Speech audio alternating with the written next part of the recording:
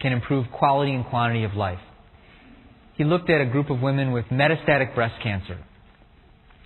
And he had them come weekly to a support group meeting in which they were taught relaxation techniques as well as given opportunities to express their emotional feelings. And he expected that they would improve somewhat in their quality of life.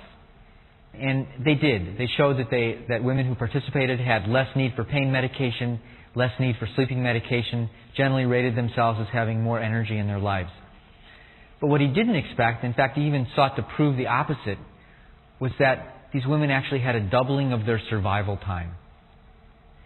Now, if Roche Pharmaceutical came out with a medication that we gave to women with stage 4 breast cancer that doubled their survival time, every oncologist in the world would be bombarded by drug representatives, and it would probably be considered malpractice if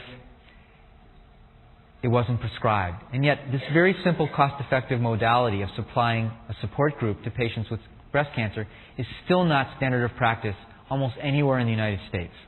Most of these groups are really lay groups that are not directly supported by the healthcare systems. We've got to change that mode. A simple intervention, which is very effective and we use really almost universally now at the Chopra Center, is writing about what's upsetting you. It turns out that if you take college students who are feeling somewhat lonely and you instruct them that at the end of every day, just write a little bit in their diary or their journal about what went wrong during the day, and you compare that to another group that didn't, the group that did has much fewer visits to the campus healthcare clinic, much fewer incidents of illness. It's a way of expressing yourself, releasing the emotional toxicity, and has a direct effect on enhancing immune function. Now, this is true not only for human beings, but for all animals, at least all sentient animals. Japan has really been very interested over the last few years in the therapeutic value of aromatherapy, and we'll be talking more about it during this course. Shibata did an interesting study. It's unfortunate how many different ways we've learned to stress our beloved animal creatures. And so, I'll tell you quite honestly, I wish that we could do these studies without having to use animal models. But since these studies were done, I think it's very useful to use the information and try to make good use of them. In Shibata's study, he took mice and he subjected them to a stress. The stress was the cage was actually electrified. And at random intervals, he would apply these electrical shocks to these poor little creatures. And he'd have them in these cages for a couple hours. And of course, at the end of this experience, they had high levels of stress hormones, their immune function was depressed. Then he took them out of the cage and he put them into their safe cages. And in the safe cages, he had cedar wood shavings, which had that really pleasant fragrance to it. And that was a safe cage. And then a few days later, he repeated the study. Same type of stress was administered, but this time he had the cedar wood shavings all around the cage so that they could smell that. And he found that that alone substantially blunted the stress response. They didn't produce as much stress hormone. They didn't have the same suppression in their immune function because just the memory that was triggered of that safe environment by that smell had a calming, pacifying effect. It shows the power of association. If that smell was present during the initial stress, then it probably would have magnified it. So if he had exposed them to that smell while they were getting stressed and then still had that smell present when they were in their rest cages, they probably wouldn't have had the same recovery. So it's not just the aroma, but the association of the aroma that seems to have the most powerful influence. And we'll show you how we use that in therapeutic ways. Another important study was a study by Fauzi. It's actually his first name and his last name, at UCLA, who looked at people with malignant melanoma, which is the most serious type of skin cancer. And he found that just by giving them an hour and a half of cognitive intervention, meaning that he taught them relaxation technique, he taught them how to express themselves, he found that not only did they have an improvement in this natural killer cell, but also they had a much longer survival curve. Very simple interventions that can be used easily in our practices for ourselves, for our family, for our patients and our clients, and really are the markers of this new paradigm of how to use consciousness to influence our health. It's a really useful model to look at our immune function as how we respond to the external world and how we respond to the internal world. what we're looking for is balance. It's a word that we'll talk a lot about, particularly as we go into more of the Ayurvedic concepts. Balance means the ability to have an appropriate response to the challenge that is at hand. It doesn't mean being so relaxed that when some burglar jumps into your house, you just offer him a cup of tea. It also means not being so aggressive that when you hear some noise on the front lawn, you come out with your shotgun. It means being able to use the best of intelligence and of consciousness to mount an appropriate response. To both internal and external challenges, we can mount the corrective response, an excessive response, or an inadequate response. And if we look at it this way, we can really understand a lot of the common illnesses. So, if we're mounting an excessive response to an external stimulus, we end up with an allergy.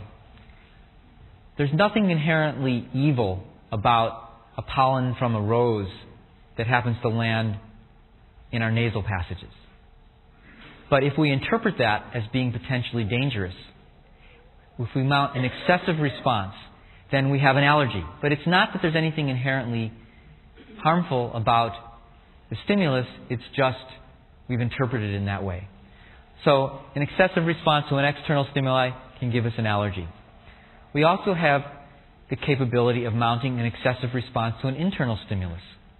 And when that happens, we get autoimmune diseases, rheumatoid arthritis, multiple sclerosis, systemic lupus erythematosus, mixed connective tissue diseases. We have a lot of these immune diseases which seem to be a reflection of our immune cells have somehow identified something that we think should be normal, but the immune cells are identifying it as something foreign.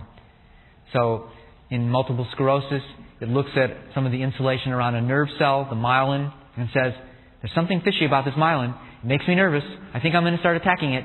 And we mount an immune response where really it's adding no value. So excessive to the internal environment, autoimmune, excessive response to an external environment, allergies. Similarly, we can mount an inadequate response.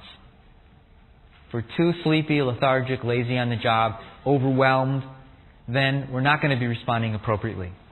So an immune cell sees a cold virus, a bacteria, and says, I'm really just too tired to get out of bed today. We end up getting the expressions of that infection. Similarly, if we have an immune response that's inadequate to an internal stimulus, then we can develop cancer. Continuously, right while we're sitting here, there are potential cancer-causing changes that are occurring in our genetic codes. But most of the time, between our DNA repair mechanisms and our immune function, we're able to quickly identify and stop that process before it goes into the next phase. But when the system is lazy, we're not able to mount that adequately. So what we're looking for is that perfect state of balance, that set point. The stress response takes us out into that aggressive mode. The restful alertness response takes us back to our set point. That's why we really so deeply believe that regular elicitation of that restful alertness response is really one of the most important keys to good health.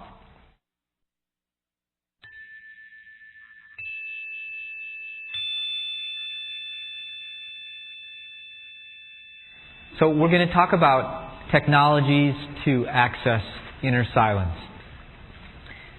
Over the past 20 plus years, I think we've begun to recognize that the capability of having a quiet mind is something that can be valued and cherished and has real value in the world. For quite a while, we would envision people meditating as those people that would withdraw completely from the world, live in a cave in the Himalayas, and never create anything of value that we would measure with our usual material viewpoint. But increasingly, I think we're recognizing that taking time to go into quiet states of our own awareness actually generates more creativity and more success and more joy in life. Now, what is the value of meditation? It's really twofold. One is its value in its own right. It has no intention other than its own experience.